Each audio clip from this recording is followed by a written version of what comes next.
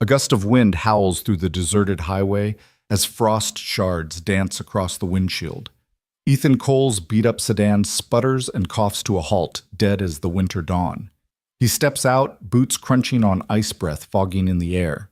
Just ahead, a gleaming sports car lies stranded, its taillights flickering. Heart-pounding, Ethan wrestles the hood open, revealing a tangle of wires and a frozen ignition. He pulls out his worn wrench and, with hands red from cold and determination, reconnects the loose leads. Sparks leap. The engine roars to life, breaking the morning silence like thunder. In that charged moment, Ethan has no idea that the woman behind the wheel isn't just any driver. She's Victoria Lane billionaire heiress, and this simple rescue will set off a cascade of events poised to reshape his and his daughter's future forever.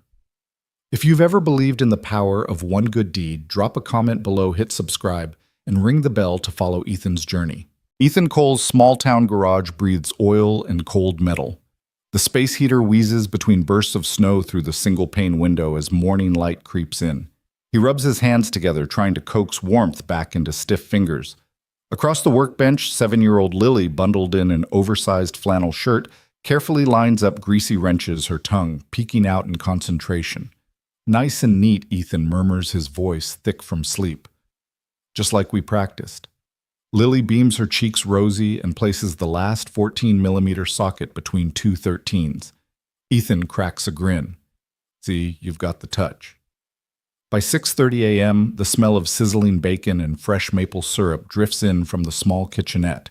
Ethan flips a pancake, its edges crisping against the skillet. Every moment here in this cluttered, oil-stained space is a balancing act between necessity and longing. The faded calendar on the wall shows the 15th rent day. The supply order for next week still sits overdue, but each pancake, each wrench turned is a promise to Lily. "We'll make it, kiddo." He sets a plate before her. Lily picks up a fork and digs in. "Can we fix real cars today?" she asks, mouth half full. Ethan chuckles. "Yep. Mr. Rogers is bringing in that Oldsmobile. I'll teach you how to replace a belt." Lily's eyes light at the thought of grease and gears. Their routine is familiar: drop off Lily at school. By 7:45, hustle through 3 or 4 jobs before lunch. Maybe squeeze in a quick oil change between errands. Business is slow, but the bills won't wait. A faded flyer tacked near the coffee maker advertises Ethan's affordable auto repair. It's been there since he took over this rundown shop after his wife passed. Back then he dreamed of grandeur, state-of-the-art lifts, a waiting room with magazines and a TV. Now he's just grateful to keep the doors open. At 7:15, he slides into the driver's seat of the sedan. "Seatbelt on," he asks. Lily clicks it into place. "Ready," she says, tucking her scarf. They pull onto Main Street, the frost glinting in early sun. On the corner, Mrs. Alvarez waves from her bakery's window. She left donuts for them yesterday when she heard about their stalled heater. It's moments like these small acts of kindness that anchor Ethan's faith in people. After depositing Lily at school with a hug and a promise to pick her up for lunch if he can, Ethan heads back to the shop.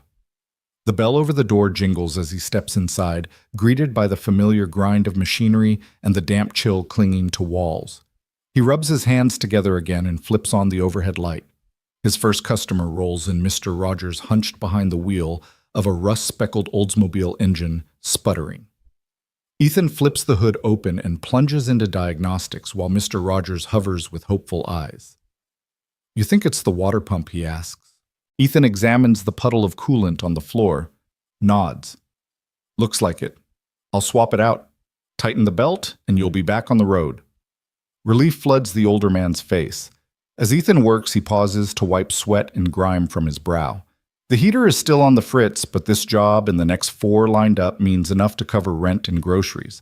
He thinks of Lily piano lessons are coming due next month. He can't let her dreams stall.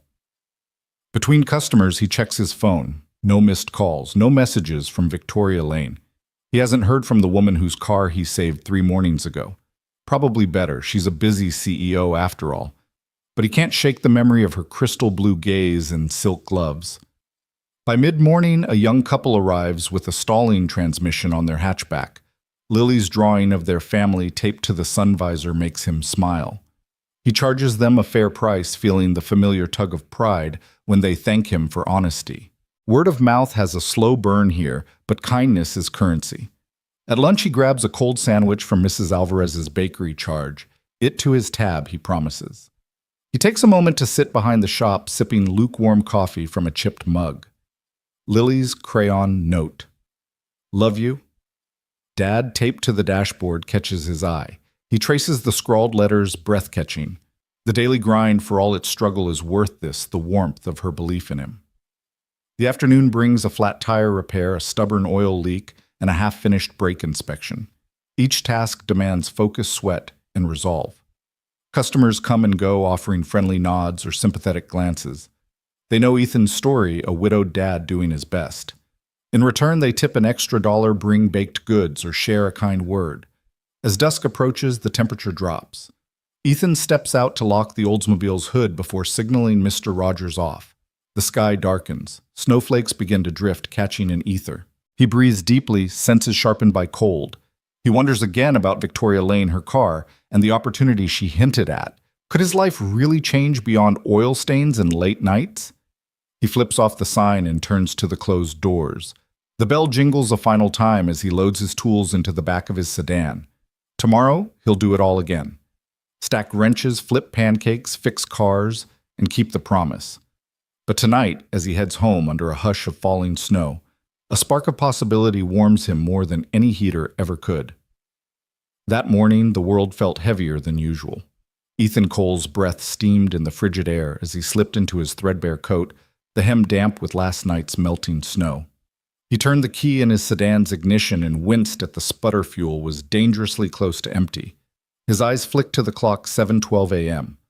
Lily's school bus would arrive in less than 10 minutes. He threw a glance at the gas gauge again. Just enough, he muttered, more to himself than the car.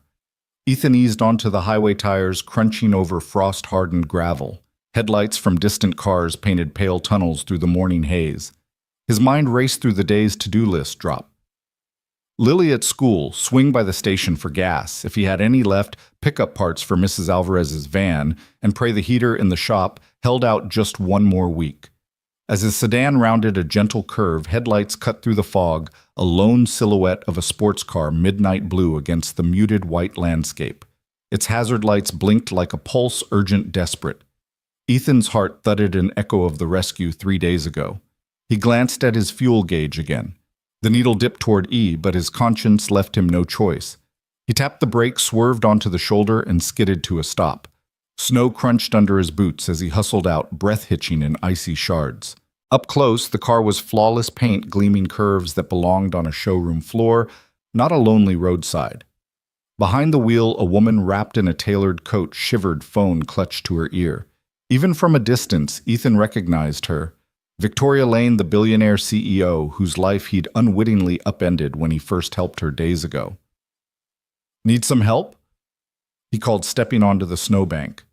She lowered the phone, eyes widening.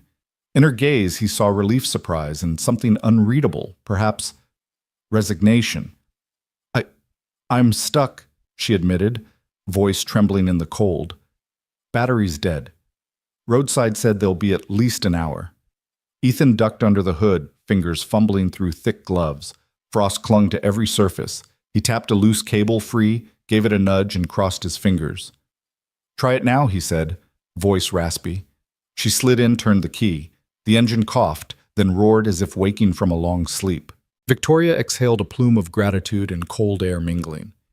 You're a lifesaver, she said, stepping out. Her boots left prints beside his. He wiped his hands on his coat, just paying it forward. Her gaze flickered to his car. Is that your gas tank, blinking empty? He nodded with a rueful smile. Running on fumes, but worth it if it means you're safe. Victoria's lips curved in a small, knowing smile. Thank you, Ethan. They worked in tandem, securing the hood and stowing tools. A silence settled, comfortable and charged, as if they both recognized the familiar rhythm of rescue. Then Victoria straightened, brushing snow from her coat. I owe you again. Ethan shrugged. No debts. Just glad you're okay. She hesitated, gaze drifting to the empty road ahead. I have to get to the city this morning, she said quietly. Important meeting. He studied her. Her business world demanded her presence. His world demanded he push onward despite the empty tank. I'll ride shotgun. We'll split the gas in the conversation. Victoria blinked. You do that. He offered her a half grin. You saved my day last time. Consider this even. She opened her door. All right. They climbed into his sedan. Inside warmth replaced frost, and the soft hum of the engine felt like a heartbeat. Lily's drawing of her family on the dashboard caught Victoria's eye. She's your daughter. Ethan's voice softened. Lily, 7, keeps me grounded. Victoria nodded, tracing the crayon lines. She's amazing. They began the slow crawl back onto the highway. The sky turned pale blue, the sunrise glinting off ice crystals. Words came easily between them, a shared laugh over Lily's latest antics, a conversation about the unpredictability of life, sprinkled with observations on frost patterns and engine diagnostics. Halfway to the city, Ethan felt the car judder as the tank neared empty. He eased into a small rural station, the pumps old but welcoming. As he filled the tank, Victoria stretched, tucking her hair behind an ear. I never thanked you properly, she said, leaning against the sedan. You didn't have to stop. I should have waited. He shrugged, wiping his hands. Maybe not. You did the same for me once. She met his eyes. You really helped me see something important that day. He glanced away, heart tightening. We all need a little help sometimes. Inside the station's mini-mart, he grabbed 2 coffees black for him with a splash of cream for her. They stood side by side at the counter, steam curling from the cups. Victoria took a slow sip. Your faith in people. It's rare. Ethan lifted his mug.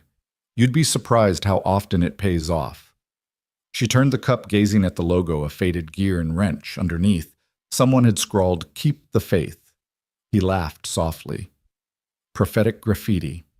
Outside, the city skyline shimmered in the distance. Victoria slid into the passenger seat, coffee in hand. Ethan eased back onto the highway, city traffic, growing thicker with each mile.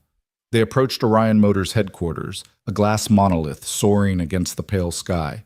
Victoria's lips curved in a small, appreciative smile. Home. Ethan pulled to the valet lane. He offered her the coffee. Here. She accepted it and turned the cup between her hands. Ethan, thank you. For everything. He tipped his head. Good luck in there. Victoria's gaze softened, and for a heartbeat she seemed on the verge of saying more.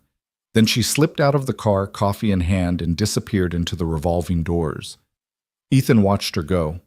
Lily's drawing caught his eye again, a reminder of why he worked so hard, braved so much. He turned the key engine rumbling beneath him, then headed back down the road toward the open fields, the rising sun at his back. As he drove, frost melted on the windshield, and with each mile he carried the warmth of possibility. Today, a simple act of kindness had bridged 2 very different worlds. Tomorrow, who knew? For Ethan and Lily, the horizon was frost-tipped but wide open. The bitter wind bit through Ethan's coat as he crouched beneath Victoria Lane's gleaming sports car, the engine compartment a maze of polished metal and complex wiring. His gloved fingers brushed away frost and soot until they found a connector, its wire frayed and barely clinging to the ignition coil. He tilted his head, gauging the angle, then drew a deep breath of cold air before tightening the bolt with practiced precision. Steam hissed into the air, curling like a ghost from the engine block. A stray wisp of morning sunlight caught on the car's hood, turning the polished surface into a fragment of sky. Ethan straightened, pausing to rub his hands together, then stepped back to throw the switch. Victoria slid into the driver's seat, her posture tense with anticipation. The dashboard lights flickered on, and Ethan watched rooftops of analog gauges dance to life. She cranked the key. At first, the engine wheezed like a deep sigh after a long winter's sleep, but then it roared into a steady purr that thrummed through the tires to the frozen ground. Victoria exhaled, pressing her palm to the dash. Hope shimmered in her eyes, reflecting the sudden warmth in the engine's rumble. It's running, she whispered, voice soft as the thawing snow. Ethan brushed a lock of dark hair back from her face. Always happy to help. His words sounded more earnest than he'd meant. Her gratitude hung between them, fragile and luminous. She slid from the car and stepped onto the shoulder boots, crunching in the gravel. Her tailored coat brushed the snow as she approached him. I don't know how to thank you, she said, pulling her scarf tighter. The morning light caught a glint in her eyes, far more than relief. something like wonder. He shrugged, turning back to tuck his hands into his pockets. Just doing my job. She hesitated, then pulled a small piece of paper from her purse. Still, she insisted, pressing it into his palm. If you ever need anything at all, call me. Ethan looked down at her elegant handwriting, a phone number clean and confident on the white square. He felt a tug in his chest as he slipped it into his coat pocket. Thanks, he said, nodding once. She gave him a tentative smile, the kind that warmed his chest. Then she paused, raising a hand as if to step closer, perhaps to say more, but the moment skipped away like a bird startled from its perch. She turned and slid behind the wheel, the engine's steady hum filling the space. Ethan stood watching until the sports car melted into the mist of the empty road. The hush that followed was vast, broken only by the distant traffic. He closed his eyes and let the memory of Victoria's eyes linger, the gratitude, the gentle surprise of her discovery that someone cared enough to stop. He climbed back into his sedan, the heater groaning to life. The seatbelt scraped against his coat as he settled in. For a moment he remembered Lily's small hand slipping into his on cold mornings, the way her laughter melted the frost. He found himself tracing the outline of the paper number in his pocket. The ride home was a slow glide through the quiet town.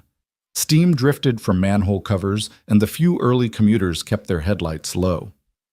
Ethan passed the familiar street where Mrs. Alvarez's minivan was parked, another job waiting tomorrow. For once his mind wasn't on parts or payments or the steady march of time. It was on that single moment, the car coming to life, Victoria's soft whisper, and the way kindness can astonish even the most guarded heart.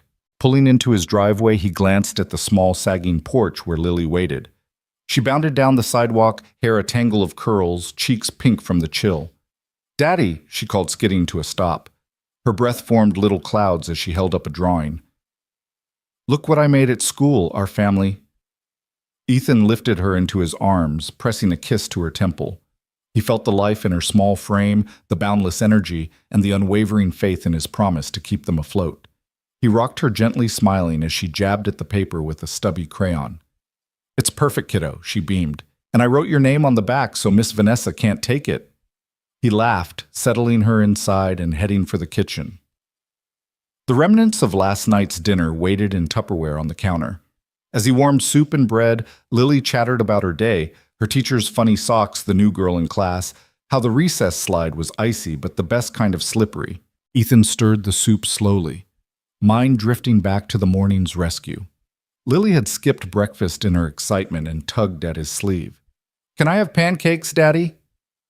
He plated the soup, then turned to reach for the griddle. "Pancakes are on the menu," he promised. As the sweet scent of batter sizzled in the pan, the kitchen filled with warmth. Lily's small chair scraped as she climbed up, eyes following the steam rising from the pancake stack. Ethan flipped the flapjacks with a practiced flick, each one golden and fluffy. He set the plate before her with a flourish. "Thanks, Daddy," she said between bites, chin dotted with syrup. He smiled, his thoughts settling. Somehow, in the course of one long morning, the world had grown both larger and smaller. Larger because a billionaire CEO had crossed his path and entrusted him with her gratitude. Smaller because in his own home, sitting with Lily, he felt the entirety of life distilled into pancake mornings and the quiet satisfaction of a job well done. He poured himself a cup of coffee, strong and black, and took a seat beside his daughter. She pressed a pancake into his hand. "Here, Daddy, this one's extra buttery." He bit into the pancake and tasted both salt and sweetness, hope and home. He glanced down at Lily's wide eyes, then tucked a stray curl behind her ear. Outside the world was still frosted in ice, but inside the small kitchen, warmth reigned. Ethan lifted his mug in a quiet toast to the morning's kindness, to the unexpected connections that shift destinies, and to the small, steadfast promise he made to Lily every dawn that no matter how cold the day, they would be all right. And in that simple moment between pancake bites and the hum of morning light, Ethan Cole knew that life's richest moments often arrive when you least expect them, and that a single act of kindness can ripple far beyond the icy shoulder of a lonely road. A week had slipped by like snow melting under a reluctant sun, and Ethan's world settled back into its familiar rhythm of wrenches, oil stains, and Lily's endless curiosity. Yet beneath that routine lay a quiet anticipation, an itch at the edge of his thoughts, that whispered Victoria Lane might reappear. He was elbow-deep in the engine of Mrs. Alvarez's minivan when the bell above the garage door jingled unexpectedly. The sound made him startle wrench slipping from his grasp. He straightened, wiping grease from his hands as Lily, perched on a stool beside him, dropped her toy car with a soft clatter. At the doorway stood Victoria. Not hurried or frazzled this time, but composed in a fitted coat and heels dusted with winter's last flurries. She carried no basket of baked goods, no envelope of opportunity, only a small smile that carried the weight of unresolved gratitude. "Hi, Ethan," she said, her voice weaving through the shop's scents of oil and mechanics' sweat. "Is this a good time?" He glanced at Lily, whose almond eyes widened in recognition. "Lily, remember," he murmured, but Lily was already on her feet, racing across the concrete floor to fling her arms around Victoria's knees. "Miss Victoria." Victoria knelt, gathering Lily into her arms. "Hello, Pumpkin. You've grown since I last saw you." She ruffled Lily's hair, and Lily giggled, breath-puffing like a little cloud. Ethan swallowed. His elbow itched with grease, but his heart hammered in his chest. "Come on in," he managed, nodding toward a cracked leather bench by the workbench. He gestured for Victoria to take the seat. "We're just finishing up here." Victoria tucked Lily's feet beneath her and turned to Ethan. "I know this isn't your usual office," she said, glancing around at hanging license plates and racks of lug wrenches. "But I wanted to talk face to face." He nodded, tapping a rag on his thigh. "What's on your mind?" She paused, eyes drifting to the floor where a dark puddle of oil reflected the overhead lights. For a moment, vulnerability flickered across her features, rare for the CEO who commanded boardrooms with effortless confidence. Then she looked up. "I've been thinking about that morning, about how you stepped in without hesitation." Ethan shrugged, ducking his head. "Anybody would have helped." Her lips curved in a sad smile. "Not anyone." She reached into her coat pocket and pulled out a plain white envelope. "I hope you don't mind." She pressed it into his hand. "Consider this a thank you." He stared at the envelope, then up at her. "You don't have to." She shook her head. "I want to." Her gaze softened as she watched Lily inch forward, tugging at her sleeve. "Lily, do you want to say hello properly?" Lily nodded, scooting off Victoria's lap and grabbing her hand. Together they walked around the bench and approached Ethan. He crouched to Lily's level heart, warming as she showed him her favorite Barbie doll. She babbled about its sparkly shoes and how Miss Victoria made her pancake that morning extra buttery. Victoria laughed, and the sound was like the first thaw of spring in Ethan's chest. He stood and slipped the white envelope into his coat pocket. "Let's head inside," he said, nodding toward the reception area. Lily bounced between them, her cheeks rosy with excitement. Inside, the small waiting room smelled of coffee and old magazines. Ethan offered Victoria a seat on the battered leather sofa while Lily perched on the armrest. He stood before her, expression unreadable. "I wanted to apologize." Victoria began pressing her palms together. "For dropping that strange invitation via text. I know it must have come out of nowhere." Ethan shook his head. "You didn't have to explain." He took a deep breath, feeling the tension in his shoulders ease. "Really, it's no problem." She nodded slowly, searching his face. "You deserve more of an explanation." She lifted her chin and spoke with calm conviction. "I'm not just here because I can't fix a car without help. I owe you for what you did, yes, but I also want to repay your kindness by giving you a second chance." He blinked. A second chance. The word struck both familiar and strange. He had given up on his own dreams long ago. Dreams of a bigger shop, a better life for Lily, a future unchained from oil pans and overdue bills. "Second chance," he echoed. Victoria reached into her purse again, this time pulling out a slim folder stamped with the Orion Motors logo. She handed it to him. "I came to formally offer you a position," she said. "Not the managerial role, though we still believe you'd excel there, but something more tailored. We're expanding our community outreach program. We want someone with hands-on experience, someone who understands real people's needs. I want you to head that initiative." Ethan's breath caught in his throat. He flipped the folder open to reveal documents outlining a role that bridged corporate resources with grassroots automotive education workshops for underprivileged youth, free safety checks in rural areas, mentorship programs. He closed the folder. I don't know what to say. Victoria smiled softly. Say you'll consider it. She leaned forward, eyes earnest. You have knowledge and empathy this world needs. I want to give you the resources to make a bigger impact both for your family and for the people you've been serving all along. Lily clambered off the armrest, planting her small feet on the floor. She looked up at Ethan with question in her bright eyes. He knelt, placing a hand on her shoulder. Do you think your dad should do something new, kiddo? Lily's face scrunched in thought, then lit up. Yes. She threw her arms around his neck. You'll help so many kids, Daddy, like you helped me. Ethan swallowed emotions roiling like engine oil left to settle. He looked at Victoria, at Lily's trusting face, then felt the promise of possibility unfurl within him. His entire life had been spent repairing others' vehicles, patching up the broken parts to keep them moving. Now someone offered to repair his dreams, to stitch back the frayed edges of hope. He straightened, clearing his throat. I'd like that. His words felt fragile but real. Thank you. Victoria's smile blossomed. She reached across to shake his hand, then touched his arm. Welcome aboard, she said, and in that moment the dusty waiting room full of empty chairs seemed to transform into a launch pad for new beginnings. Ethan watched as Victoria rose to leave, Lily waving furiously with a glee that lit the dreary space. For the first time in years, Ethan felt the horizon shift. It no longer felt like a distant frozen expanse. Instead, it promised fresh starts, second chances, and uncharted roads begging to be traveled together. As the door closed behind them, he exhaled a breath he hadn't realized he'd been holding. Lily leaned against his side and he wrapped an arm around her. Ready to learn something new tomorrow? He asked, voice low with wonder. She nodded, eyes shining. Can I come? He ruffled her hair. You'll be my top apprentice. In the quiet that followed, Ethan Cole felt his world expand, not because of bolts or engines, but because someone had seen his worth and handed him a second chance to run beyond the boundaries he'd drawn for himself. And with that gift, he vowed to build a future for Lily richer than any engine he had ever fixed. That night, after the last taillights disappeared into the frosted darkness, Ethan Cole stood in his kitchen, the lingering hum of possibility still thrumming through his veins. He'd spent the evening tucking Lily into bed, inhaling the steely comfort of her small shoulders rising and falling in sleep, and replaying Victoria Lane's words. I want to give you a second chance, like a melody he couldn't shake. He washed the day's grease from his hands, the warm water sliding over calloused knuckles that had known little but hard work. As he dried off, his phone buzzed sharply against the counter, jolting him upright. The screen glowed with an unfamiliar number.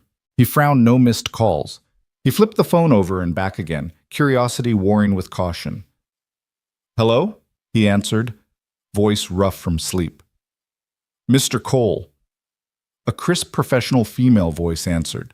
This is Claire Bennett from Orion Motors. I'm calling on behalf of Ms. Lane. She's recommended you for a managerial interview. She mentioned your name to our hiring coordinator today. Managerial interview. The words felt too big, too sudden. Ethan's heart jerked. He wrapped a dish towel around his fingers, knuckles whitening. Ma'am, I think you have the wrong number, he stammered. I'm just a small-town mechanic. I fix starter motors and leaky radiators. I'm not sure why a CEO would recommend me. Claire's tone was patient, encouraging. No mistake, Mr. Cole. Ms. Lane was quite clear. She admires the work you do and believes you'd be an excellent fit for our community outreach division. We have an opening for someone with your hands-on experience. Would you be available to come in for an interview this Wednesday at 10? Ethan closed his eyes, leaning against the counter as the kitchen lights cast him in a soft glow. He pictured Lily at breakfast tomorrow, chilly breath steaming over a bowl of cereal. He pictured all the times he'd scraped together enough money for hot chocolate after school, only to settle for juice pouches. He thought of the leaky roof over Lily's head, the rusted heater he'd promised to replace as soon as I can. His pride, that stubborn lump in his throat, snarled at the idea of walking into a gleaming glass tower. What would he wear? His scuffed boots, his 2 faded flannel shirts. He could barely fill the gas tank on payday. But then he saw Lily's face, hopeful beyond her years, and knew he would swallow every ounce of doubt. Wednesday at 10, he said, voice firmer. Yes. Thank you. Claire's relief came through the line in a gentle exhale. Excellent. I'll email you the details. We look forward to meeting you. He hung up, staring at the black rectangle as though it might burst into flames. The words Community Outreach Division blinked in his mind. Suddenly, the garage felt too small, the oil stains on the floor like chains he was meant to break. He loaded a mug with coffee strong enough to rattle his insides and settled at the kitchen table. The night was silent except for the ritual drip of the faucet and the low hum of the refrigerator. He opened his laptop, hands trembling slightly, and found an email from Orion Motors. He clicked it open. Dear Mr. Cole, thank you for your willingness to explore this opportunity. Please arrive at our headquarters, 1034 Innovation Drive this Wednesday at 10:00 a.m. Please bring a resume and any references. Dress code is business casual. We look forward to discussing how your expertise can support our new community initiatives. He blinked. Business casual. He didn't own a suit, but he had an extra button-down shirt still crisp, a pale blue that used to feel like $1,000,000 when he bought it for his wedding. He'd pressed it carefully that morning. His hands left faint grease smudges on the collar, even now, but he would make it work. He sipped the coffee, bitterness and sweetness mingling on his tongue. The steam curled in the low light as though carrying his doubts into the ceiling. What if it was a joke? What if he tripped over the receptionist? Set his coffee down on a folder that wasn't his, and someone noticed the name Cole was more gas station than corporate. He pictured Lily's grin. If things went well, not only better coats and warmer snacks, but perhaps a future where her father stood proud in a crisp office, no longer weighed down by bills and broken heaters. He saw her running through a bigger house, unafraid of snow through thin windows, her pajamas cozy against the winter wind. His heart swelled with hope so big it nearly pushed the table off its legs. He sat up straighter, clenching and unclenching his fists. All right, he whispered, let's do this. The next morning dawned gray and brittle frost coating every surface like sugar on a donut. Ethan's phone alarm yanked him from a restless sleep. He padded into the kitchen, lit the kettle, and recalled last night's promise. He'd told Lily he had an important meeting, and she'd looked at him with eyes so bright he almost cracked under the weight of her faith. He made coffee and buttered toast, watching Lily dart around in her small coat that swallowed her arms. She clutched her backpack ready for school. He knelt, brushing hair from her face. You know I've got to go help some people today, right? She nodded solemnly. Be brave, Daddy, and don't forget to smile. He laughed, planting a kiss on her forehead. I won't, kiddo. You have fun at school. As he drove through the sleepy streets, Ethan ran through what he'd say if someone asked. So, Mr. Cole, tell us about yourself. He'd tell them he was a mechanic who believed in second chances, first for himself, then for the kids who needed guidance just like Lily had needed him. He'd explain how he'd taught Lily to fix her toy car's wheels, how every loose bolt on a family sedan represented a chance to keep someone's world moving. When he pulled up to the Orion Motors headquarters, a tower of mirrored glass that stretched toward a pale morning sky, his breath caught. He gripped the steering wheel as though holding a lifeline. He straightened his shirt collar, smoothed hair from his forehead, and stepped out into the cold. Inside, the lobby gleamed. Polished floors reflected his scuffed boots. Business professionals in crisp attire strode by, briefcases clicking on tile. He felt the weight of every stare, but also the pull of possibility pulling him forward. A friendly receptionist directed him to Conference Room B.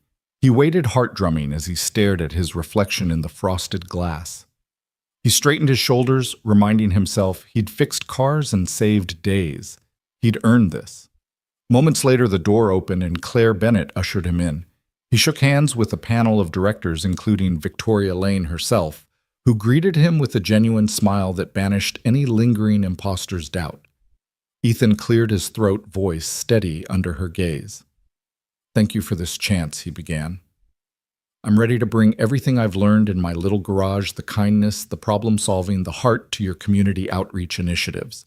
Because sometimes the smallest gestures can change lives, just the way Ms. Lane's did for me. He spoke of Lily and the families he'd served during free safety checks, of nights spent patching engines in freezing cold. He spoke of hope, of second chances, and of what he could give back when given the resources. When he finished, the room was still. Then Victoria stood and extended her hand. Welcome to Orion Motors, Mr. Cole. We're thrilled to have you. Around the table, nods and handshakes followed, warmth blooming like spring in that chilly boardroom. Ethan sank into the chair beside them, disbelief and joy mingling under his skin. In that moment, he saw more than four polished walls. He saw a path forward lit by a simple act of kindness on an icy roadside. As he drove home that afternoon, the world felt wider, brighter. He'd said yes to a future he once tucked away as impossible. With every turn of the wheel, he carried Lily's hope, Victoria's belief, and his own dream of fixing more than engines of fixing futures. And this time, he knew the best was still to come. Ethan stepped through the double glass doors of Orion Motors with a slow, steady breath, the click of his scuffed boots on the polished marble echoing in the cavernous lobby.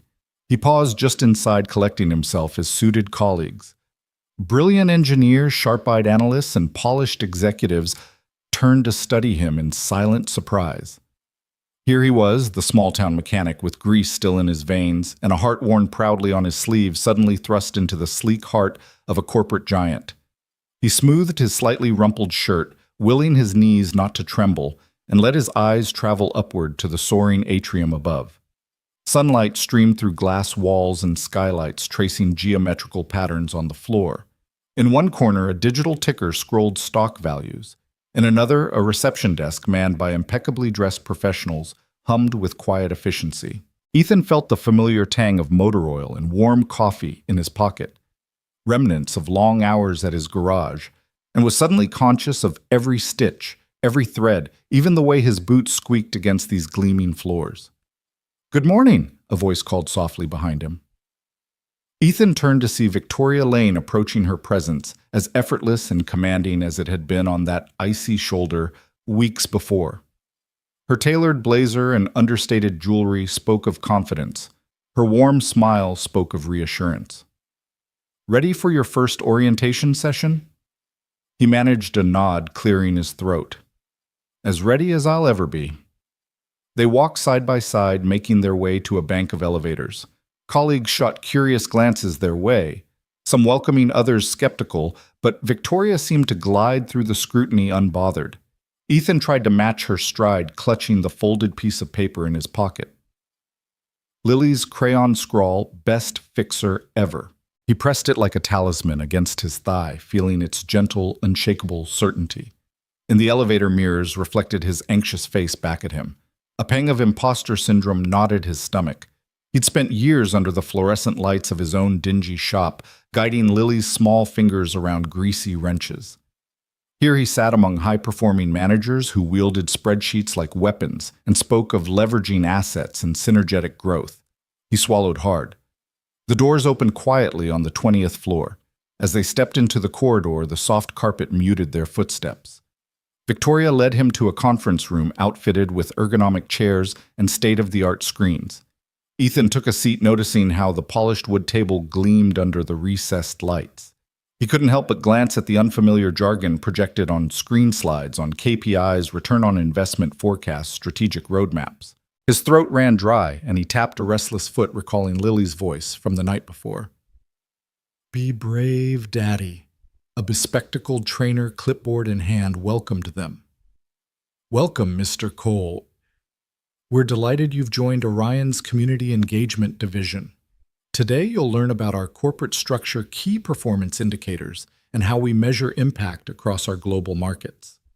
The trainer's words rolled out smoothly, like well-oiled machinery.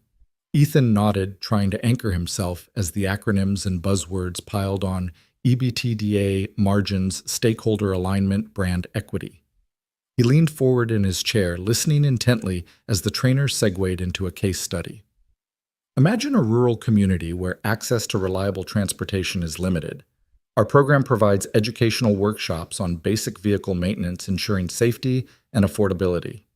"Mr. Cole," the trainer said, pausing to let the attention shift. "We're counting on your expertise to shape these workshops. How would you engage such a community?" Ethan's heart pounded, but he met the trainer's gaze. He pictured those mornings in his garage, Lily kneeling at his side, oil-smudged hands twisting spark plugs. Faces of neighbors relieved by his willingness to teach. "I'd start by listening," he began, voice steadying. "Find out their most pressing needs. Maybe it's tire safety or changing oil with limited resources. Then break down each step tool's safety cost into simple hands-on modules. I'd bring examples right to their doorstep. Broken starter motors, leaky radiators. Nothing beats seeing a problem solved in real time. And I'd make sure every family leaves with the confidence to tackle basic repairs themselves. The room was quiet for a heartbeat. Then Victoria offered an encouraging nod. Exactly the kind of practical insight we need. A ripple of agreement followed among the managers gathering around the table. Ethan exhaled surprise, warming his chest. He had a seat at this table after all. The rest of the morning blurred into a flurry of introductions and departmental overviews. He met marketing strategists who spoke of campaigns that showcased Orion's philanthropic work finance officers who modeled cost-benefit analyses and technology leads innovating electric drivetrains. Every conversation buzzed with promise and just a touch of skepticism. By lunch, Ethan's nerves had settled into a cautious curiosity. He stepped into the employee cafe, a bright space offering gourmet sandwiches alongside artisanal lattes. Nervously, he set out his own packed lunch, a humble turkey sandwich on wheat and an apple from his crisper drawer at home. He found an empty seat and pulled out Lily's note, smoothing it across the table as a reminder of where he came from and why he was here. A young woman in a sharp pencil skirt slid into the seat across from him. Her name tag read, Marisol, Program Coordinator. She smiled warmly. Mr. Cole. Write Ethan, please. I heard about your background. I spearhead our rural outreach programs. Your insights this morning were exactly what I've been hoping for. Ethan blinked. Thank you, he said, setting Lily's note beside his lunch as he extended his hand. In her handshake, he felt genuine excitement, not the insulated formality he'd braced for. As they talked, he found himself describing the little details that lit up his world, teaching his daughter to check tire pressure on her Hot Wheels, saving a stranded teacher's van so she could make it home before dark, the gratitude in their eyes. Marisol laughed as he spoke, leaning in as though his stories were the best case studies she'd ever heard. After lunch, Ethan rejoined the afternoon session, a deep dive into stakeholder engagement. By mid-afternoon, he'd already sketched plans for pop-up clinics in underfunded towns, volunteer training modules, and a mentorship program pairing seasoned technicians with high school students. Every idea felt alive, fertile with potential. He realized he was speaking not as an outsider, but as someone who knew the heartbeat of these communities. Late in the day, Victoria reappeared in the doorway, her heels clicking softly on the carpet. She offered him a cup of coffee, which he accepted gratefully. She leaned back against the frame, watching him survey the whiteboard where he'd scribbled Mobile Maintenance Unit beside Youth Tech scholarships. Impressive, she said quietly. You've made this room your own. Ethan glanced at her, carefully hiding his surprise. I'm just trying to bring what I know. She handed him the coffee cup. Exactly. And remember that note in your pocket. She nodded toward his folded papers. He reached in, fingers brushing the crayon scrawl. Lily, he murmured. She's right. Victoria said, her voice soft but firm. You are Orion's best fixer ever. They shared a smile, that unspoken understanding passing between them. A small-town mechanic was bringing something no MBA could teach. His knowledge of wrenches and warm hearts was precisely the kind of synergy this company needed. As the sun cast long shadows through the glass facade, Ethan packed away his notepad, gathering the day's insights into a neat stack. The corporate buzzwords no longer felt like a foreign language. He'd already translated them into concrete plans that would get dirty and human hands moving. On his way out, a group of colleagues stopped to thank him, some for his practical suggestions, others for a fresh perspective that bridged the gap between boardroom strategy and real-world grit. Ethan scuffed boots. Once the source of his self-doubt felt steady, purposeful. Victoria walked him back to the lobby where the sky had shifted from bright morning blue to the soft hues of evening. You did well today, she said. Tomorrow we'll start aligning your ideas with our budget forecasts and volunteer network. But tonight, take pride in what you've accomplished. Ethan nodded, the weight of the day settling into his bones as a quiet triumph. He stepped back into the cool night air, the skyscraper's lights shimmering behind him like fireworks for a handiwork well done. Driving home, he held Lily's note against the steering wheel. The marble floors and corporate cadence of Orion Motors were steps on a path he never imagined walking, but every echo of those squeaking boots now felt like a heartbeat proof that glass and gears could coexist in harmony and that kindness once sown could transform even the loftiest halls of power. Ethan stepped into the conference room the next morning, coffee cup in hand, already tasting the anticipation and tension in the air. His mind still hummed with conversations from the day before Marisol's bright ideas, the nods of encouragement from mid-level managers, Victoria's steady confidence. But as he settled into the familiar circle of swivel chairs, he caught sight of Tom across the glossy table. Tom's tailored suit and crisp shirt looked as press-ready as it did yesterday, but today there was something sharper in his eyes, a barely concealed sneer. "Good morning, Mr. Cole," Tom said, voice dripping something more like challenge than courtesy. "Ready to swap wrenches for KPIs again?" Ethan took a measured breath, lowering his coffee to the table. He tightened his fingers around the handle until his knuckles whitened, but he reminded himself of Lily's hug last night, how she'd wrapped small arms around his neck, her eyes bright as she whispered, "You can do it, Dad." That promise echoed in his chest now. He wasn't here to prove Tom right or wrong. He was here for her. "Good morning, Tom," Ethan replied evenly. "Happy to share any metrics you need." Tom's lips curled. "I was hoping we could discuss your proposal for the mobile maintenance unit." He tapped a glossy presentation folder in front of Ethan. "But first, let's address qualifications. You know, most people here went to engineering school or have 10 years of corporate experience. Well, he let the sentence trail off, hovering in the stale air. Some of the higher-ups glanced Tom's way, eyebrows lifting like rainfall collecting on a roof. Ethan felt the heat rise in his cheeks, but forced himself to stay calm. "I know my background isn't typical," he said, voice-controlled, "but I believe hands-on experience brings perspective." Tom smiled as if Ethan had just confessed to carving figurines out of cheese. "Perspective is great, but can it scale? Scale is what matters when you're deploying programs across 30 states." Ethan leaned forward, elbows on the table. He pictured every teacher whose bus he'd fixed at dawn, every neighbor who'd learned to change an oil filter with his patient guidance, and most of all, Lily's eager face at her school science fair. "Scaling isn't just a percentage, it's people," he said. "If you build trust in one town, those techniques can be replicated. You don't need a lesson plan written by committee, you need someone on site who understands the soil, the climate, and the tools. That's my expertise, and it can scale if you empower the right folks locally."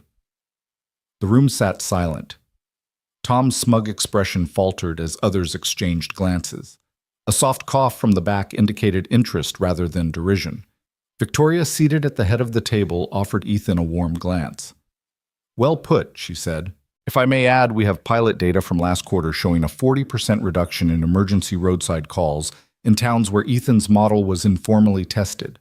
The numbers back his approach." Tom's lips thinned. He looked away, shifting in his chair. "Interesting data point," he muttered, then cleared his throat. "But formalizing it is another story." "Well," Ethan countered, "let's talk formalization. We train local volunteers as community ambassadors. They attend a 2-day workshop led by seasoned mechanics, supported by online modules for ongoing reference. We equip them with toolkits funded by community grants. In my experience, that's enough to keep 3 out of 5 breakdowns from needing tow trucks." He let that hang there, letting the logic settle. A few nods around the table told Ethan that he'd won at least a hearing. He sank back, chest easing, as Tom's stern gaze flickered with reluctant respect. The rest of the morning moved forward in a swirl of budget models and implementation timelines. Ethan contributing at every turn, his suggestions weaving easily into the corporate lexicon: ROI, per community coach volunteer retention rates, impact on insurance premiums. As lunchtime approached, the conversation had shifted from skepticism to cautious collaboration. Ethan ducked out for a quick break to catch his breath. The elevator ride down felt endless until he finally pressed the button and the doors slid closed. He gazed at his reflection hair, slightly ruffled eyes, bright with the promise of progress. He allowed himself a brief smile before remembering tomorrow Lily would be waiting for him at her school gates, lunchbox in hand, eager to hear every detail. At home that evening, the scent of tomato sauce and garlic greeted him before he even opened the front door. Lily's laughter drifted down the hallway as she and her mother cleared the table. Ethan paused, breathing in the warmth of family life after a day of boardroom battles. Daddy Lily dropped her puzzle pieces and ran into his arms. He scooped her up, feeling her small heart beating against his chest. She buried her cheek in his shirt. "Tell me you kicked corporate butt today." Ethan laughed, setting her down gently. She toddled ahead into the kitchen, pulling up a chair beside her mom. "I did my best," he said, wrapping an arm around his wife's shoulders as she turned to greet him with a tired smile of her own. Over meatballs and spaghetti, Lily peppered him with questions. "Did they like your idea? Did you show them how to change a tire? Did you make them promise to eat pancakes on Saturday?" Ethan answered, each with a flourish, using simple language but weaving in the complexity of big decisions, grant approvals, volunteer onboarding, and metrics. Lily's eyes grew big as he described towns once stranded and now running buses on time and teachers smiling. His wife reached across the table, squeezing his hand. "You did good," she said, her tone gentle but certain. "I can see it in Lily's face." Lily beamed, then suddenly patted Ethan on the cheek. "You can do it, Dad," she said, and Ethan felt his vaccine of doubt slip away, inoculated by her unwavering faith. Later, after Lily was tucked into bed and the house's soft hum lulled into quiet, Ethan sat at his small desk in the corner of his home office. He unfolded Lily's crayon note again, "Best fixer ever," and placed it beside his notebook. Even here among balance sheets and program outlines it belonged. He jotted down new ideas, virtual check-ins for community volunteers, partnerships with local schools for vocational workshops, a fellowship for mechanics who wanted to join Orion temporarily before returning home. Tom's sneer that morning felt distant now, like static on a radio dial that you tune out once the signal clears. In its place was the trust of colleagues who'd given him room to speak, the gratitude of board members who recognized value and lived experience, and above all, Lily's faith, which remained his true north. As he closed the notebook and turned off the desk lamp, Ethan whispered into the dark, "For you, kiddo." Outside, the stars blinked in the clear night sky, and a sense of possibility wrapped around him like a well-worn glove. Under scrutiny he had stood, and under scrutiny he had prevailed not by becoming someone he wasn't, but by staying exactly who he was, a dad with grease on his hands and hope in his heart, building second chances one community at a time. Ethan stepped off the elevator into the hushed tension of Orion's main testing lab, where the hum of diagnostic machines felt more like the slow ticking of a bomb. 2 days remained before the high-stakes launch of their new vehicle line, a projected multi-million-dollar debut. Now every engineer's eyes were dulled by panic. Screens lining one wall displayed line graphs that dipped ominously. Colored warning lights blinked. A knot tightened in Ethan's chest. He followed Victoria through rows of technicians huddled over laptops. "They've run every routine test," she said quietly, her voice steady but urgent. "But the rear suspension is failing the fatigue trials. The board is ready to postpone. We lose everything if we delay." Ethan swallowed and nodded. He felt suddenly dwarfed by the cavernous lab and by the slick credentials of the PhD engineers clustering around consoles. Yet Victoria's gaze on him held something, trust, maybe even hope.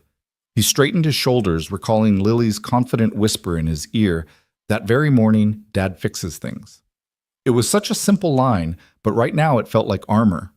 They reached the central table where a scale model of the suspension assembly lay dissected into numbered parts. The lead engineer, Anika, a soft-spoken woman with a remarkably calm demeanor, looked up. "We've pinpointed the weak spot in the damping valves. They're overheating under repeated load. We can reinforce the housing, but that means new tooling and a 2-week delay." Jeff from production shook his head, voice thick with defeat. "We can't afford that. Our competitors are already lining up pre-orders. We delay, we lose our edge."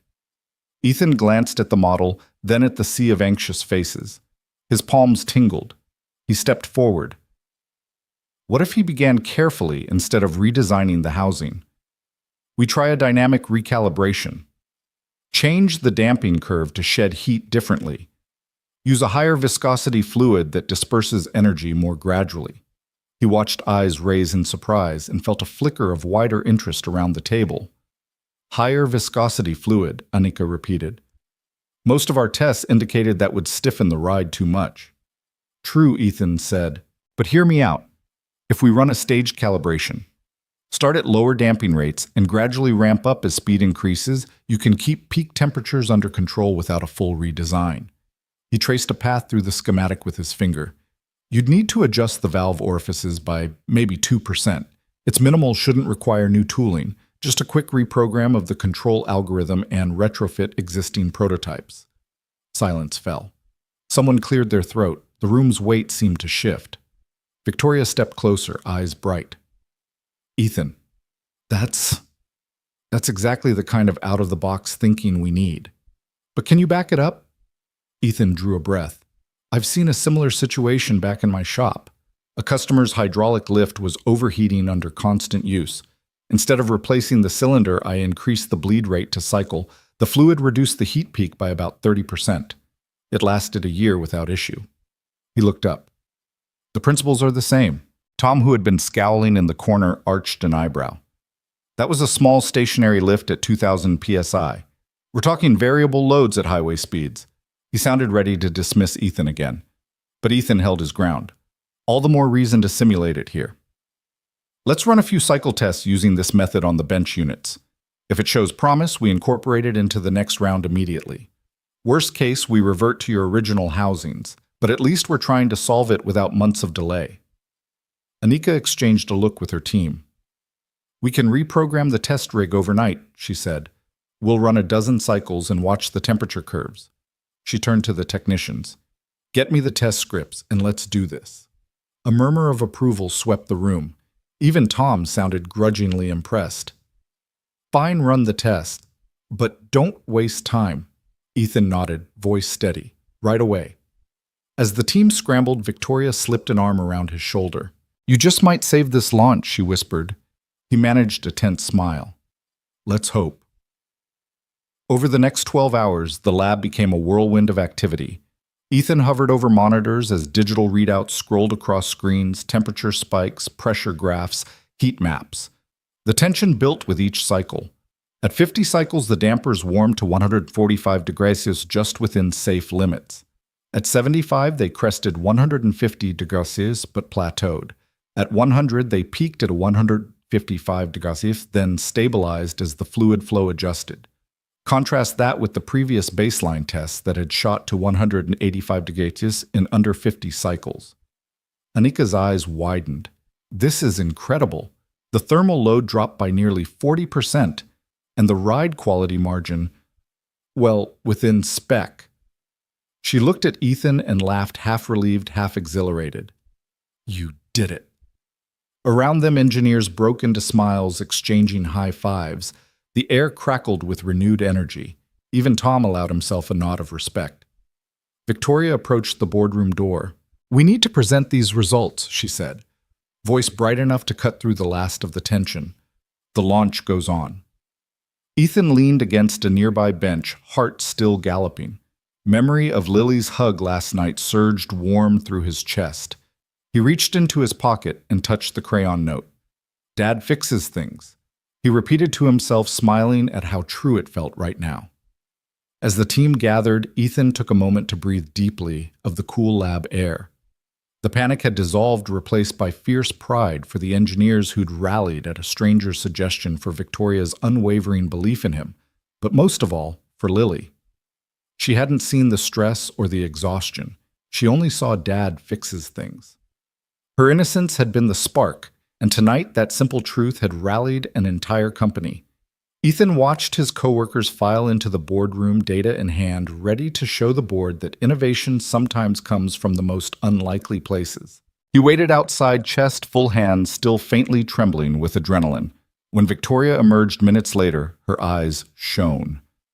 Board's unanimous, she said, sliding an arm through his. Launch is back on. He exhaled, steadied by her triumph. They walked together past flickering lab lights and humming machines, forging a new kind of respect between small-town grit and corporate ambition. Ethan paused beneath a towering window overlooking Orion's campus lights, twinkling like hope against the dark sky. He raised his hand as if to touch the stars. We did it, he whispered. Victoria squeezed his arm. You did it. And back at home somewhere out there, a little girl would wake tomorrow knowing that her dad really could fix anything, even a $1 million crisis under impossible time pressure. The boardroom hummed with tension as Tom leaned back in his chair, arms crossed, skepticism etched into every line of his sharply tailored suit. He tapped a manicured fingernail on the polished mahogany table, his expression all but daring Ethan to fail. So he drawled, voice slick with condescension. You want us to trust this makeshift fix on a multi-million-dollar launch? Seriously. Cole murmurs rippled around the room. Engineers exchanged uncertain glances. Even Victoria's usual air of unflappable confidence couldn't mask the faint crease at the corner of her eyes. She rose slowly, smoothing the lapels of her blazer. Gentlemen, she began, voice crisp and authoritative. We don't have weeks to spare. We have one shot at this. The room fell into a sudden hush. Ethan's method isn't conventional, but neither is our deadline. We either recalibrate these dampers tonight, or we delay the launch, losing millions and our market edge. Tom's lip curled. It's still a gamble. Victoria held his gaze. She's a calculated gamble and backed by data. We run the tests. If it fails, we'll revisit Plan B. But right now, we owe it to the company to give this every chance. That final commanding note from Victoria snapped the board to attention. Orders flew at practical speed: clear the lab, assemble the rigs, alert the bench technicians, and gather every spare set of laptops. Within minutes, Orion's high-tech testing center metamorphosed into a war room fueled by espresso and purpose. Blueprints littered work tables like confetti. Wire-bound notebooks lay open pen scribbles, mapping out valve orifice adjustments. Cables snaked under desks, linking control modules to hydraulic jigs. Everyone moved with precise urgency, double-checking measurements that only hours ago had seemed impossible to trust. Ethan found himself at the epicenter, flanked by Annika and a half-dozen engineers. A kettle steamed in the corner, ready to feed the perpetual coffee demand. All right, he said, voice calm but carrying the weight of decisive authority. First, we swap in the higher viscosity fluid. Then we adjust the digital controller's ramp function. Remember, delay activation by 50 milliseconds to allow initial absorption of shock. We'll start each cycle at low amplitude, then step up incrementally. His tone threaded technical detail with easy confidence, exactly the leadership the room needed. Annika nodded, fingers flying over her keyboard. Lines of code scrolled down a monitor as she tweaked control parameters. Across the room, a technician loosened the filler cap on a suspension tank, draining the old oil into a drum. Another poured in the new fluid, its thicker consistency gleaming like molten brass. Fluid swap complete, the technician called. Ethan dipped a slender probe into the reservoir and gave a satisfied nod. Good. Now activate test rig 1. A lone engineer hit a green button on the main console. The hydraulic actuators rumbled into life. A camera zoomed in on the damper assembly beneath the platform. Data streams burst to life across multiple screens: temperature, pressure, damping coefficient, cycle count. The first cycle clicked by tension, compression. Tension, compression, steady as a metronome. The display registered a peak temperature of 130 degrees, so well below the previous 185 degrees of baseline. Ethan's brow furrowed as the rig cycled on. He leaned forward, hand resting lightly on a desk. Okay, ramp to stage 2, double the stroke amplitude. The engineer complied. The rig jolted, mimicking rougher terrain. Screens flickered with new numbers. Heat crept upward, 142 to go up. Still within safe range. Ethan glanced at a small digital display recording ride quality metrics. Ride comfort delta is at 0.05 Gs, excellent. No detectable harshness. Tom folded his arms and watched silent. A hush of respect rippled through the room, but Ethan knew better than to relax. Stage 3, he called. Full amplitude simulate highway speeds. The lab's overhead lights reflected off polished floors as the rig went to work. Hydraulic pistons hissed. The damper glowed under mechanical stress. Every cycle chipped away at doubt. At cycle 50, the peak temperature topped out at 153 degrees Celsius. Then stabilized, no runaway heat buildup. Everyone held their breath as the data scrolled. Annika punched the air. "We're holding!" she exclaimed, voice loud enough to break the stillness. No spikes beyond spec. Around the room, technicians cheered. The board members exchanged excited glances. Even Tom cracked a half smile, eyes glittering with reluctant approval. Ethan allowed himself a small, steady smile, but he kept watching another 40 cycles to go. At cycle 90, with dawn's pale light just beginning to peek through the lab's high windows, a hush fell. Data graphs glowed in sweeping arcs, pressure stayed smooth, thermal readings plateaued. The system began its final cool-down without a hitch. At cycle 100, the rig automatically shut down. Silence answered. Then Victoria let out a breath and the room erupted into applause. Engineers slapped backs and pumped fists. Board members rose to their feet, clapping Ethan on the shoulder. Tom stepped forward, extended his hand, and gave it a firm shake. "Well done," he said simply, voice deep. Ethan exhaled, swallowing the shudder of relief. The adrenaline in his veins loosed its iron grip. He glanced around at the faces familiar and new, lit by screens and triumph. Here were the people who had started the night locked in panic, now beaming with hard-won confidence. It was a moment he would carry for a lifetime. Victoria approached him, eyes bright. She placed a hand on his shoulder. "You've proven that expertise isn't measured by a degree or a title. It's measured by grit and insight." Her voice trembled with pride. "Thank you. You just saved this launch." Ethan shook his head, cheeks warming. "I didn't do it alone." He gestured at the cheering crowds and blinking consoles. "This was all of us working together." She smiled and squeezed his shoulder. "Let's go tell the board, then we'll celebrate." Minutes later, they reconvened in the boardroom. Margaret, the stern-faced board member who had once demanded an explanation, rose to her feet and cleared her throat. "I'll admit I doubted you, Mr. Cole," she began, voice projecting calm authority. "Tonight you proved that unconventional thinking can be a company's greatest asset. On behalf of the board, I commend you and Ms. Lane for the courage to take this risk." Ethan nodded, feeling a grin spread across his face. The room filled with applause once again. He spotted Tom tucked at the back, nodding in respect. The weight of the world had lifted. In its place lay something fluttering like a flag of triumph, the knowledge that he belonged here, that his hands-on wisdom mattered on this grand stage. Later, in a quieter hallway, Victoria and Ethan exchanged words away from the applause. The hum of activity echoed in the distance. She turned to him, smile soft and genuine. "You know," she said, "I've overseen hundreds of launches, but tonight was one of the most exhilarating. People forget how powerful a single insight can be." Ethan rubbed his neck, thinking of Lily, curled in bed hours ago, oblivious to the drama unfolding. "It's all for her," he said quietly. "I want her to see that her dad can stand tall no matter how fancy the arena." Victoria reached out, resting a hand on his arm. "You've given her and all of us something invaluable tonight." He let himself lean into that praise heart, thrumming with warmth. The risk had paid off beyond any engineered expectation. The reward wasn't only in saved millions or undelayed launches, it was in the belief reignited in every person who had dared to see more than a grease-stained mechanic. It was in forging trust between small-town grit and corporate ambition. As Ethan walked out into the morning light with Victoria by his side, every breath felt charged with possibility. The frost that had greeted Lily and him days earlier now melted in the promise of a new dawn, one where genuine expertise and courage could transcend any title, any obstacle. And somewhere back home, a little girl would wake up knowing her dad had saved the day, proving that even one man's steady hands could steer a company through the storm. The early morning light streamed through the tall windows of Orion Motors' boardroom, painting the polished mahogany table in warm gold.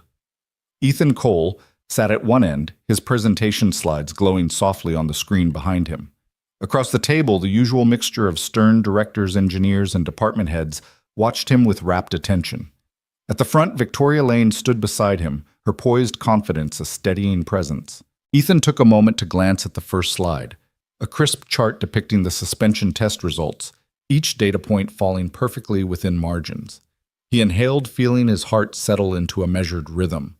This was the moment he had worked toward 2 days of sleepless nights, constant recalibrations, and quiet determination. Now all he needed to do was let the numbers speak. He cleared his throat. "Good morning," he began, voice calm but firm. "Thank you all for coming on such short notice. Yesterday evening, we ran a full 100-cycle stress test on the damper assembly using the new calibration protocol. I'm pleased to report that not only did we stay well within design specifications, but we also saw a 12% improvement in thermal stability over the original configuration. He clicked the remote. The next slide showed side-by-side thermal graphs, the old line creeping into dangerous red zones by cycle 60, and the new tuning maintaining a steady blue-green gradient all the way through. A hum of approval rose from the engineers in the back. Ethan continued weaving each result into a narrative that underscored the practicality of hands-on expertise matched with corporate resources. He spoke of fluid viscosity adjustments, timing offsets, and the real-world parallels he had drawn from his garage days, how every make and model he'd repaired demanded its own bespoke approach. As he spoke, he noticed Marjorie Cartwright, the board's stern-faced director, lean forward, studying the data with keen interest.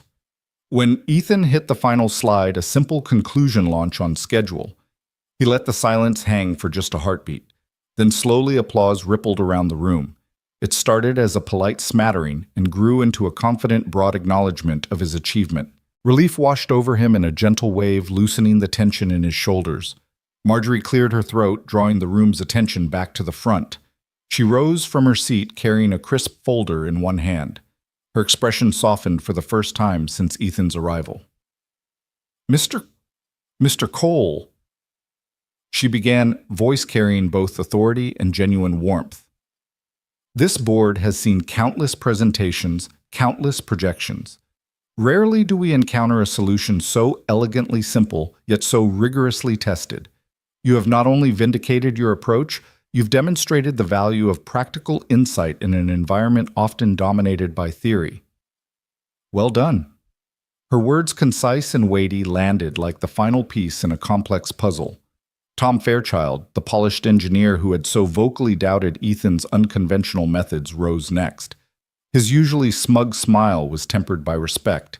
He offered Ethan a firm handshake. "Ethan," he said, voice steady, "I'll admit I was skeptical, but I've seen the numbers. Your approach worked and saved us from a costly delay. I look forward to learning more from you." The room erupted into applause again, this time warmer, more genuine. Ethan felt his cheeks heat with pride. He caught Victoria's eye and gave her a grateful nod.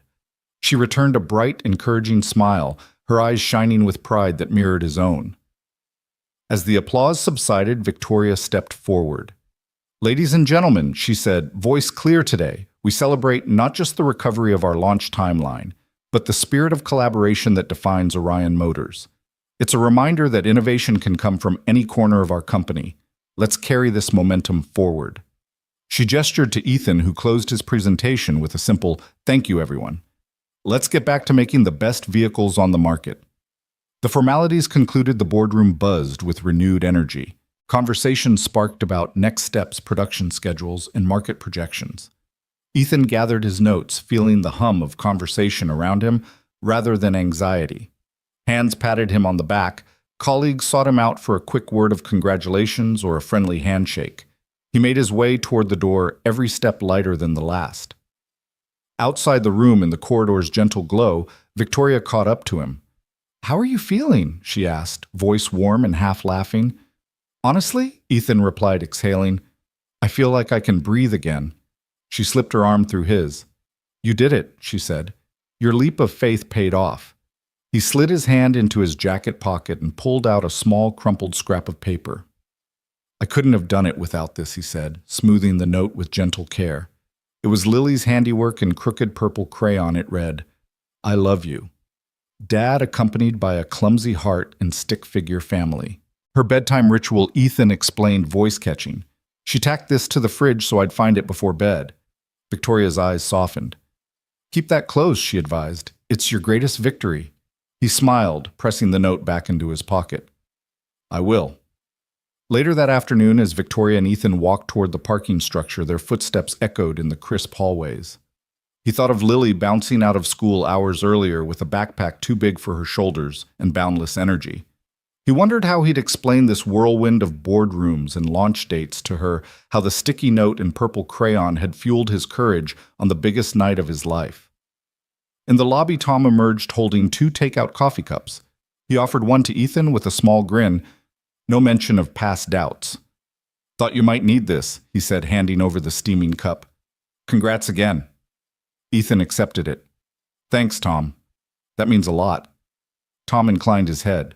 Just don't forget us little people when you're CEO. Ethan chuckled, raising his cup. No promises on CEO, but I won't forget. As they parted ways, Ethan turned back to the glass doors, where the afternoon light played off the sleek architecture. A sense of calm resolve settled over him. He had faced doubt and come through with more than just technical success. He had earned respect, built bridges, and affirmed his place in this world. He and Victoria climbed into the sleek black SUV waiting outside the entrance. As they pulled away, Ethan spotted Marjorie and several directors gathering at the door, still discussing strategy with excited intensity. He gave a small wave, and Marjorie returned one with a thoughtful smile. Inside the vehicle, Victoria reached over and squeezed his hand. I've never been prouder of you, she said softly. He turned to her eyes, reflecting genuine gratitude. I couldn't have done it without you, your support, your belief. She shook her head. You did the work. You took the risk. Now let's get you home to your biggest fan. Ethan leaned back in his seat, watching the cityscape unfold as they drove. The streets glimmered with the promise of possibility. He thought of the little drawing pinned to his wallet, the simple words that had felt so small, and yet carried him through the storm. Tomorrow, he said quietly, I'm taking a day off. Victoria laughed, genuine and delighted. You deserve it. Ethan closed his eyes for a moment, feeling the day's victories settle. First thing he promised, I'm going straight to the grocery store to buy the biggest box of crayons I can find. Victoria raised an eyebrow. Crayons? He smiled.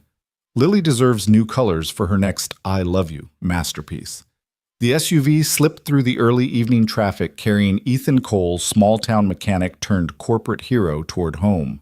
And as the city lights shimmered around them, he felt the quiet triumph of vindication echo in his chest, not for the accolades or the saved launch, but for the knowledge that he had stood by his hands, his heart, and his daughter's unwavering faith in him. The morning sunlight filtered softly through the half-melted snow draped over Turner's garage sign, casting long, warm streaks across the concrete driveway. Ethan stood just inside the open bay doors, arms crossed against the cool air, watching Lily and Victoria beside the gleaming hood of a 1967 Mustang. Tools were scattered on a weathered picnic table nearby, wrenches, spark plugs, and a carefully folded diagram of the car's original wiring. The unmistakable scent of fresh coffee mingled with the tang of engine oil, creating a comforting aroma that felt like home.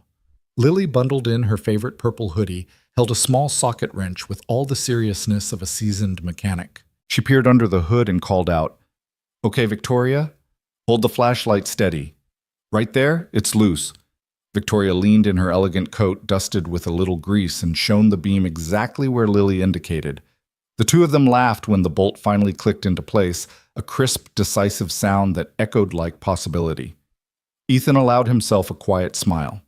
It wasn't so long ago that the morning routine consisted of shivering in an unheated garage, rushing to get Lily to school, and worrying over the next bill. Today, every clank of metal and shared grin was proof that their world had shifted. He'd traded those solitary worries for a community of support, a partnership that had grown from one simple car repair into something far greater. He stepped forward, hands resting on his hips, and Victoria glanced up. Morning, she called in a warm tone. We're almost there, just tightening the last bolt. Need a hand, Ethan offered. Though face and hands were already testament to a lifetime of fixing things. Lily looked up, her eyes bright with pride. Dad, you can catch the flashlight next time. She handed it to him with the confident authority of a mini foreman, and he chuckled, taking it as though she'd just promoted him. As he knelt down, he felt the ground give slightly under him, wet patches where the snow had surrendered to promise of spring. The Mustang's engine block gleamed in contrast to the drab winter landscape, its polished curves and vibrant blue paint sparkling like a gem. Even Lily's wide-eyed admiration reflected back at him in those metal surfaces. Victoria bent close to examine the bolt. That should do it, she declared, and Ethan handed the flashlight back to her. Together they closed the hood, and Lily hopped onto the bumper to inspect their handiwork from above. Ethan stood brushing a hand through his hair and sipping the steaming coffee that Victoria had thoughtfully set on the edge of the table. The scent of roasted beans was sharp and invigorating, just the thing to banish any lingering morning chill. Victoria leaned against the table next to him, her breath forming small puffs in the air. "You know," she said softly, "I never imagined fixing cars could look this peaceful." She smiled at Lily, who waved the wrench triumphantly. Ethan laughed, setting down his coffee. The old days, it was just another job. But now, this, he gestured around at the trio, this is what matters. He beeped the horn lightly as Lily climbed down and the Mustang rumbled to life, its engine voice lower, richer, confident. Lily jumped back, delighted, and Ethan turned the car off with a practiced twist of the key. They all exchanged a look of shared accomplishment. In that moment, the prismatic sunbeams, the aroma of coffee and oil, the simple joy of a repaired engine, Ethan felt the full weight of everything they had overcome. The snowy hardship of yesterday had melted away, leaving only the warmth of connection and possibility. Victoria reached out and placed her hand on Ethan's arm. "I'm proud of you," she said, her voice carrying the depth of her belief. "You turned a random morning stop into something that's changed all our lives." He nodded, emotion catching in his throat. "Couldn't have done it without you," he managed, glancing at Lily's drawing taped to the garage wall, a stick-figure family holding hands under a big yellow sun. "And without Lily's constant reminders that I'm the best fixer ever." Lily beamed at the mention, her small chest puffing up with pride. She reached into her backpack and pulled out a fresh sheet of paper and a handful of crayons. "I thought we could draw our next project," she announced, pulling up a chair and starting a rainbow arc across the page. Victoria knelt beside her, leaning in to help choose colors. "What about that avocado green vintage truck you always talk about fixing?" she asked. Lily's eyes lit up. "Yes, and we'll add a garage." "That's you, Dad, right here," she said, sketching a tiny figure with grease-stained overalls next to a big smile. Ethan took the pencil and joined in, adding a little red heart above their drawn family. "And that's you and Mom watching," he said gently, though the girl they talked about had passed away years ago. But in Lily's world, her mother lived on in every imagined scene, every hope dragging them forward. Victoria settled back on the table's edge, watching the two of them. "I've always believed in second chances," she said. "But this seeing you two work together, this is the best one I could ask for." He sipped his coffee again, warmth spreading from the cup through his chest. Above them, the sky had turned clear, the pale blue promising days ahead. The snow around the driveway had receded further, leaving only patches that glistened under the garage lights in early sun. Ethan drew a tiny Old Glory flag flapping atop their little garage on the paper. "You remember when I thought big dreams were out of my reach, that I was just a grease monkey in a cold shop? Now I realize big dreams start small." He handed the drawing back to Lily. "Thanks for helping me see that." Lily fluttered her eyelashes like a seasoned artist receiving praise. "Anytime, Dad. You do the fixing, I do the drawing." She held up the crayon next to her sketch, proud as could be. Victoria laughed, a bright, clear sound that mingled perfectly with the rumble of the city awakening outside. "One day," she said, standing and stretching, "we'll hang these drawings up where everyone can see." Ethan rose as well, wiping his hands on a rag he had tucked into the back pocket of his jeans. The garage, once dark and silently lonely in the depth of winter, now felt like a sanctuary of laughter and color. The walls seemed to glow with newfound life. He placed a hand on Lily's shoulder, giving it a gentle squeeze. "All right, team," he said. "Let's get this beauty started." "We've got a date with Destiny." Lily hopped down and grabbed her bright green safety goggles, ready for action, while Victoria retrieved another steaming cup of coffee from the workbench. Ethan traded his initial half-drunk cup for a fresh one, then climbed sotto voce onto the engine bay to retighten a few final fittings, just to be sure. As they settled back into their respective tasks, the soft click of tools against metal, the clink of coffee mugs, and the scratch of crayons against paper wove together into a morning symphony. The world outside was awakening distant car engines, starting birds chirping and thawing trees. Neighbors stepping onto porches to greet the day. But here in the heart of a once struggling garage turned home, their own kind of dawn was unfolding, a personal spring after winter's trial. Ethan remembered the first time he'd met Victoria on that frosted roadside, her coat sleek against the bleak backdrop.